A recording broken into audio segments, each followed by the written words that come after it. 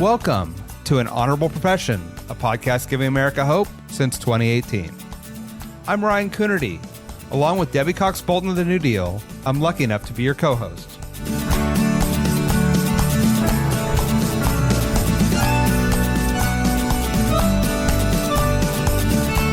An Honorable Profession is a New Deal Leaders podcast. The New Deal is an organization that supports the next generation of American leaders. From attorneys generals, to state senators, to mayors, to school board members, these are the people that are pushing policies and politics that will respond to climate change, rebuild our economy, address racial injustice, and restore our democracy. These are incredibly talented people who have dedicated themselves to public service when their country and their communities needed it the most. Check out newdealleaders.org to see what I'm talking about. Today, I talk with Stanford Law professor Michelle Wilde Anderson about her new book, The Fight to Save the Town, Reimagining Discarded America. It's an engaging book that led to an amazing conversation. Professor Anderson's thesis is one that will resonate with the listeners of this podcast. Local government matters. We need adequate public safety, libraries, water systems, and neighborhood investments to have thriving communities. She pinpoints what causes some places to be left behind and how focused, community-led efforts can help. Listen to the podcast, then buy the book. Enjoy. Professor Michelle Wilde Anderson, welcome to An Honorable Profession. Oh, I'm so delighted to be here. Thanks, Ryan. This is a little departure from our normal guests on this podcast, but this is because I absolutely loved your new book, The Fight to Save the Town, where you looked at 4 communities that are symbolic of a lot of places that have fallen behind and are in desperate straits and are seeing some bottom-up response and maybe a little bit of glimmers of hope. And it's written with a deep policy, but also deeply personal. And so I can't recommend the book enough. But for those who haven't read the book, why don't you tell us a little bit about what drew you to this topics and why, of all the issues out there in law these days, you chose these local cities? Great. Well, thank you so much for that generous introduction. I think the book really does stand for the general values that you stand for in this podcast and your TED Talk and just the community around you. Local governments matter a lot, and they're taking on some of our hardest challenges. So I just want to reflect that back. It's so deeply true and really important that policymakers sort of even at the federal level, really internalize that. But to answer your more personal question, I want to tell a quick story about where some of this book comes from. Back when I had graduated from college, I was working as a grant writer in this extraordinary anti-poverty program in 5 really segregated cities in Connecticut: Hartford, Bridgeport, Waterbury, New London, and New Haven. And we were doing really hand-to-hand work for kids, for youth and families. And it was an extraordinarily effective program. But soon after I left, the federal government went through 2 big waves of tax cuts. And those trickled down to first to Connecticut and then to a lot of Connecticut's grantees, including this program. And also these federal tax cuts also resulted in the slashing of AmeriCorps funding. And so I watched as this kind of cascade of effects from federal tax policy sort of hit the ground at this organization. And it was forced to contract all of its programs out of every city except New Haven. And for those of your listeners who know Connecticut, they know New Haven's got Yale in it. It's got some real assets and, deeper pockets within its tax base.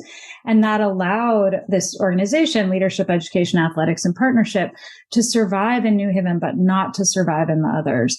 So it was a really heartbreaking lesson to me of how when the money pulls back at the state or federal levels, local governments are sort of left with the resources in their tax bases. And that's the heart of what this book is about, is sort of the difference between local government tax bases and sort of this problem of local government inequality that we find ourselves in right now. Absolutely. And Hartford Mayor Luke Bronin is a New Deal leader and has spoken eloquently about how, federal and state policies have really left places like Hartford behind. Yeah, no, he's been amazing. And they're doing really innovative land use policies. There's his wife, Sarah Bronin, and others. I mean, that's a really good example of sort of the new generation leadership that you stand for and that is so critical to really, turning toward a tax base, accepting it as it is, and really trying to fight for reform internally. So for the folks who haven't had a chance to read the book yet, and I encourage everyone to do so, you pick 4 communities, and it's Josephine County, Oregon, Stockton, California, Detroit, Michigan, and Lawrence, Massachusetts. And you sort of tell their story and where the policies have gone wrong. Can you give an example of maybe what happened in Lawrence, Massachusetts, and why you think it's instructive for those of us who are trying to understand poverty and, disenfranchisement and sort of the challenges that many communities face?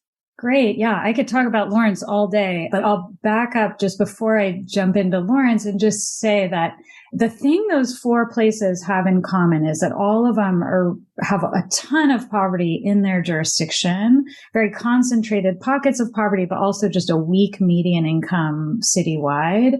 And then they're also broke, and they've been becoming sort of more and more broke over time from sort of chronic decline and the restructuring of working class employment, not just manufacturing, but also resource extraction and all kinds of other working class occupations. So they've been taking all of this poverty in their jurisdictions for a long time, and it's hitting their tax bases. But then the Great Recession also showed up and just slammed them. And as your listeners may or may not have heard, at the time of the Great Recession, that was the biggest wave of municipal fiscal collapse since the Great Depression. And the period after the recession has been referred to as the lost decade in local government revenues, basically 2010 to 2020. Because the nature of the Great Recession was as a housing crash in ways that you definitely appreciate, and so many of your listeners do too, it hit local government revenues by resetting property tax assessments at a low point. And so for that and other reasons, this lost decade sort of has ensued after this big shock to these economies that were already struggling. So that's what these 4 places have in common. They all went through a bankruptcy or some kind of fiscal collapse that required state intervention. And as you've previewed, they all have these extraordinary networks of people really trying to face both the short-term fiscal and administrative challenges, but then most importantly, the really long-term deep effects of chronic poverty on their populations. And Lawrence is such a magnificent and inspiring city to me. It's a small mill town in Massachusetts. It was once nicknamed the Immigrant City because it was this portal for textile workers coming from all over the world, early 20th century. And it was the hub of the 1912 Bread and Roses strike, which was one of the most effective labor uprisings in American history, which resulted in a 15% wage for textile workers all across New England. But fast forward to the demise of the New England textile industry as those jobs moved south and then left the United States entirely. And Lawrence transitioned to becoming a really important, it remained a manufacturing hub for a long time. It still has a lot of advanced manufacturing, but Lawrence has lost a lot of its job base, but it has remained a really important home for low-wage workers. And today its nickname is the Latino City. It's more than 80% Latino, and they are the backbone workforce for so many of the regional low-income or low-wage service jobs of the Route 128 tech corridor around Andover and so forth.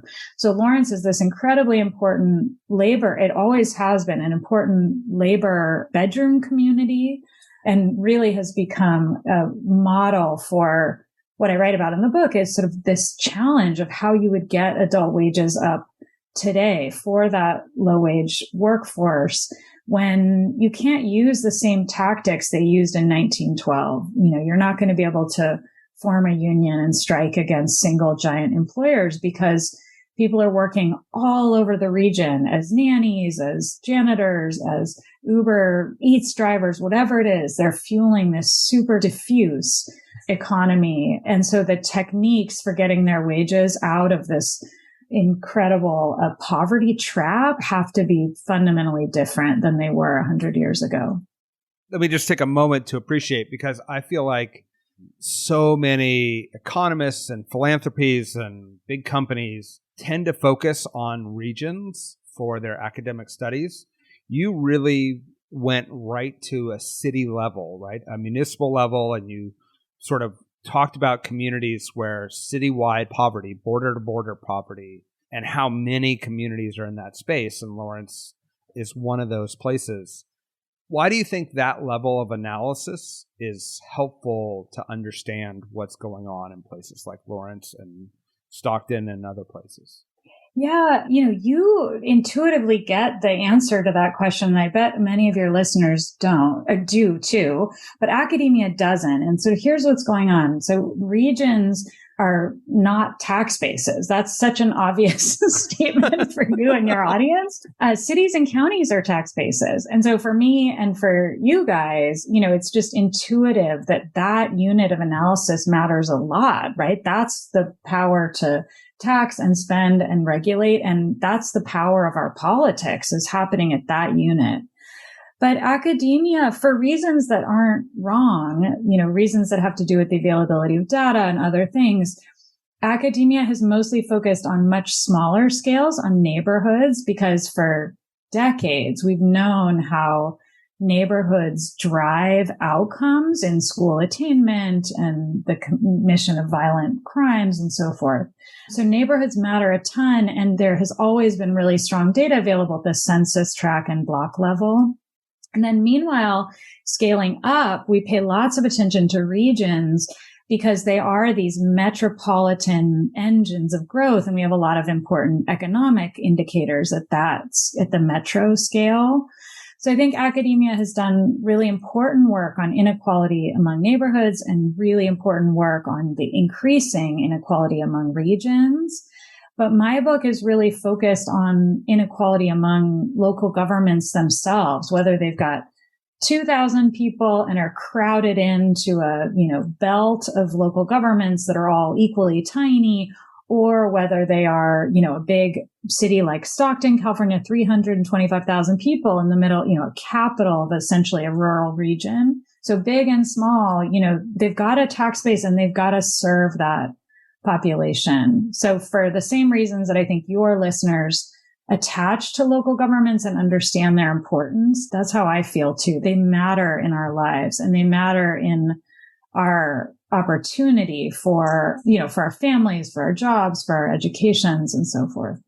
I couldn't agree more. And, I think you do an excellent job of talking about how important local government is, that whether it's being able to call the police department or the fire department, being able to access just basic city services, have a library for kids to go after school. All those services are really essential to quality of life and economic opportunity. And when they go away, there's nothing to replace them, right? And things keep getting worse and worse and worse.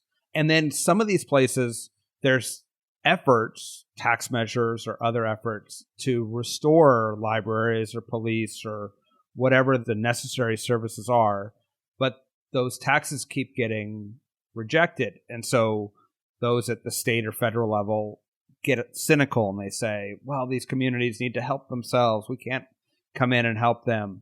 But I think you tell a really good story about why these communities find themselves in these sort of death spirals. Can you talk about that in the context of Josephine County, Oregon, or whichever, community you want to focus on? Yeah, sure. Yeah, Josephine is a really good example of the kind of dynamic you're describing, where the state constitution, this is totally outside of Josephine's control, but the state constitution has built in a whole series of tax controls that require voter approval of any increased levy of taxes at the local level. And Josephine's original rates were set at a time when it had this giant engine of income coming off of logging of old growth forests on federal property that's in Josephine's territory. So Josephine, at the time, through this larger statewide process, got locked in at an artificially low rate of property taxes. And every time they want to do anything to support their local government, they have to go back to the voters for increased funding. And, one story that you could tell about a place like Josephine is, look, they had 9 levies in a row that voters rejected. But it's interesting when you actually look at the numbers, you realize, 53% of voters rejected that levy, for instance. But look, 47% of them didn't, but they get outvoted by this larger state legal system that requires the sheriff to, go forward for an election every time he wants, more than one patrol officer working on a weekend. This is, by the way, a county that is the size of Rhode Island. So this is a giant, giant territory and, for the county administration anyway. And it is the kind of place that has faced a wipeout of local government services, including 911 emergency dispatch and libraries, as you say, that render its local government service profile it would be unrecognizable to, your community in Santa Cruz or mine in San Francisco or, more prosperous places. So it had a real wipeout of its services, but in order to address that, it had to keep going back to the voters. And so the story I tell is how you run a grassroots pro-tax campaign in a place that is very, very conservative. So it's a kind of curiosity / challenge / inspiration that comes out of Josephine of sort of how you build political will for new taxes in a place that is quite anti-government at this point in its history. Yeah, I mean, it's an incredibly inspiring story because you have a library director and they literally can't keep the lights on. A library in the dark is a terrible metaphor for where the community finds itself. And at one point, they're talking about using flashlights, handing out flashlights so people can read by flashlight. But instead, they decide to focus on reaching out to their neighbors and making calls. And they are able to gain the support of their community. But it's so telling because local government fails because it needs resources. But then when it needs resources, people look at local government and they see failure. And so it becomes, you're just caught in this never-ending sort of, spiral where you can't get out of it until you totally change the conversation and the investment. Right. Yeah. And, that moment in the Josephine County Library where they needed flashlights, that was after it was being run by a nonprofit. It wasn't even a public library anymore. And, that's the kind of story that, you can find in a lot of smaller towns and really broke places across the country is, losing a public library entirely. And just to put a fine point on that, I work at Stanford, which is people may recognize is located in Palo Alto, and Palo Alto invested $75 million in a big library overhaul of its system that allowed these, cutting edge, beautiful public spaces and equipment and programming for kids and Wi-Fi and so forth. And across that same period of these investments in Palo Alto, Stockton, which is about an hour and a half away and is a big workforce for the hospitals and my university and food service and so forth in Silicon Valley, was closing its branch library in the poorest neighborhood and retracting its main branch hours down to just a nub. And yet in a poor area, libraries are an access, maybe the only access point to books, to Wi-Fi, to computer terminals, to, safe after school spaces and so forth. So they're arguably much more important in a really low income area than they are in, very high income area where people have those things privately available to them in their personal homes. So that's the library piece, but also embedded in your question, Ryan, is this, vicious spiral thing. And that is so important. I mean, at some level, this book is nothing more than a description of how you take a place that is in a downward spiral of decline, of faithlessness in government, of frustration with disappointing leaders, and just a sense the government just is useless and doesn't deserve additional resources. How you take that spiral and you shift it toward a story of cooperation and, mutual investment of sort of how do we believe in the people here, the children here, the future of our people. And, the art of doing that, that's really what I was after in this book, of sort of how to find the people who are figuring out how to work together to sort of shift the momentum forward. Absolutely. And it comes across so clearly in the book. Can you talk? I mean, we have listeners who are at the state and federal level and who may want to intervene in places like this, but have seen communities in this death spiral. What's your advice from a policy or politics perspective with engaging with these communities to help them and help the community leaders, make that intervention to turn the tide?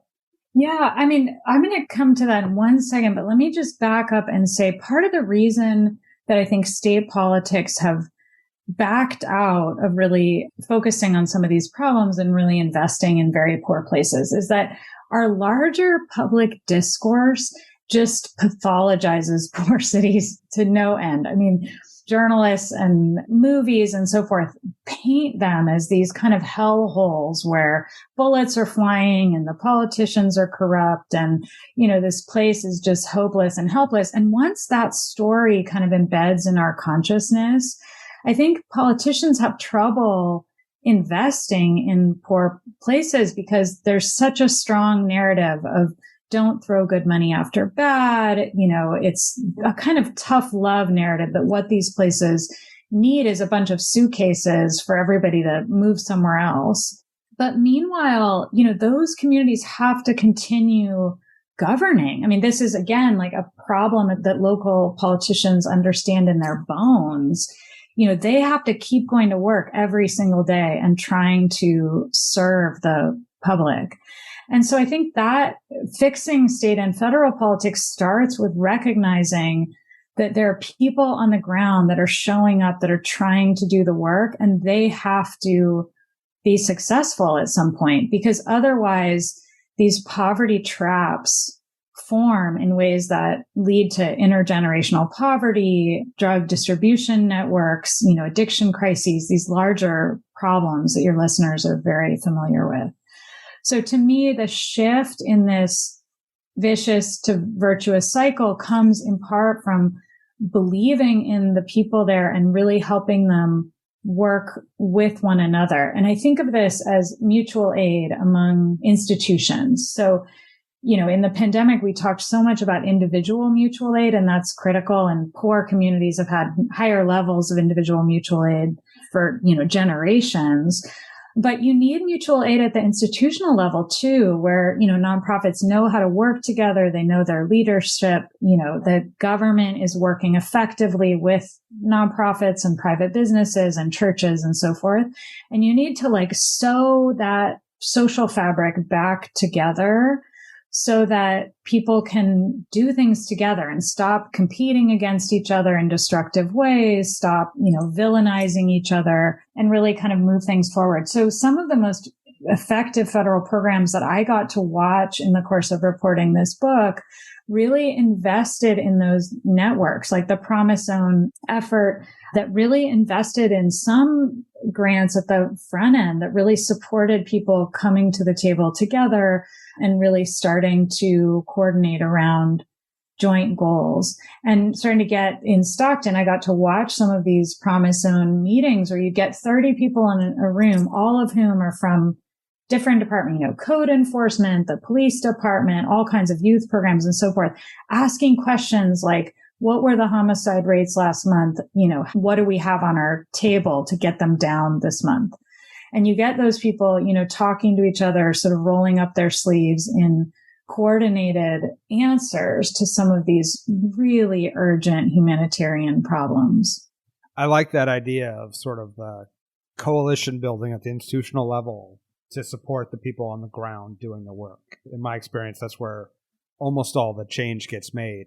I do want to note that all these cities are in blue or bluish states. And you make a note that the problems for poor cities in red states are very different. And I think we're looking at Jackson, Mississippi right now and the water crisis there as an example. Do you want to explain the dynamics? Because I think there is an important distinction between where your poor city is located and the opportunities that you'll have to improve it. It's amazing that you mentioned Jackson, because that was actually part of this book.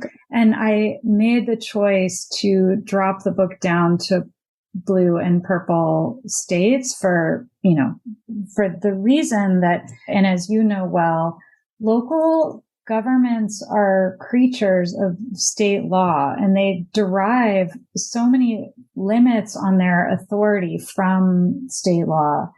And, in most so-called quote unquote red states in the country, and Mississippi is, at the very top of this list, local governments have so many constraints on what they can do, and not just taxation, but even service provision, involvement in civic problem solving, and so forth. So they have real limitations to their staff and their scope of work. And so I came to really think that the problem of local government leadership in so-called red states had to be slightly different than the kinds of solutions that you could generate in blue or purple states, where the problem really wasn't a matter of law and local government authority so much as a problem of politics, of just there's no political will to keep, investing money in Stockton. If California, if people believe that it's just this dysfunctional backwater of urban violence. And I think that story about Stockton is so unfair to the breathtaking history of that city. Stockton, by the way, is the most diverse city in America. And so as we think about sort of the problems of desegregation, of refugee integration, of immigrant diversity, Stockton should be a place that we learn from and invest in. And so I feel like in California, you can summon the political will to sort of re-engage in a city like Stockton in a way that Jackson and Mississippi's antagonism is too deep and too polarized right now. But I'm coming back. I mean, the next round of this research is in Arkansas, Mississippi, and I have an eye on a couple of other places in the South. So it's not to say that they're not part of this conversation. It's just legally, I think, a little bit different. No, I think it is fundamentally. I mean, when we talk to our, the mayors and state legislators in these red states, the level to which the states tie their hands politically from a policy perspective is breathtaking, especially when you consider that the party will often talk about why they need states' rights and local control in one context, but then quickly take it away in almost every other context that it matters once they're in power. Right. And, that's where we are historically. We're at this moment where a lot of the solutions, quote unquote, to urban problems, whether it's a corruption scandal or a, predatory form of local government, like the fines and fees revelations in the suburbs outside of St. Louis, when you get these answers from the state level that just, cinch the power tighter and just take more power back from local governments, but do nothing to solve the underlying concentrations of poverty on the ground, you just make these problems worse. So I think, unfortunately, that's what we've seen. I mean, Missouri, to me, is exhibit A of this, but, where things get really bad and the state's answer is just to pull the reins back even tighter. Can you make the case for a Stanford law student who may have, come from one of these communities, worked hard, found, opportunities elsewhere, and is now maybe has a glimmer of maybe I should go back and help that community and be that one of the change agents that pulls institutions together to solve and communities together to solve problems. Make the case that that would be a good use of their time, skill, and talents.